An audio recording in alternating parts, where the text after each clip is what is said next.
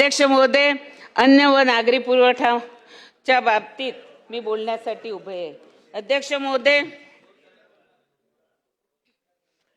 महोदय, रेशन कार्डला आधार लिंक करत असताना अनेक तांत्रिक अडचणी येत आहेत. अध्यक्ष महोदय, नेहमीच ह्यांचं सर्व्हर डाऊन असतं आणि सर्व्हर डाऊन असल्या कारणाने लाभार्थ्याचे आधार अपडेट होत नाही. म्हणून मी आपल्यास विनंती करते की जर सर्व्हर डाऊन झालं तर त्यांच्या KYC ची प्रक्रिया पूर्ण होत नाही.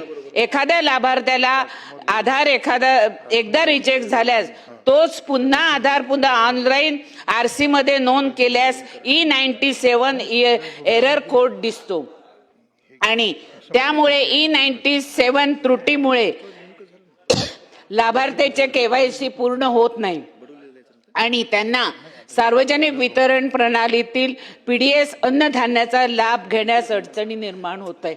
तरी मी आपणास विनंती करते की रेशन कार्ड आधार लिंकसाठी येणाऱ्या E97 त्रुटीची तातडीने तांत्रिक निराकरण करावे. एकदा रिजेक्ट झालेला आधार पुन्हा नोंद करण्यासाठी स्वतंत्र पर्याय प्रणाली उपलब्ध करून द्यावी. सर्व्हर समस्या टाळण्यासाठी तांत्रिक यंत्रणा व क्षमता वाढवावी.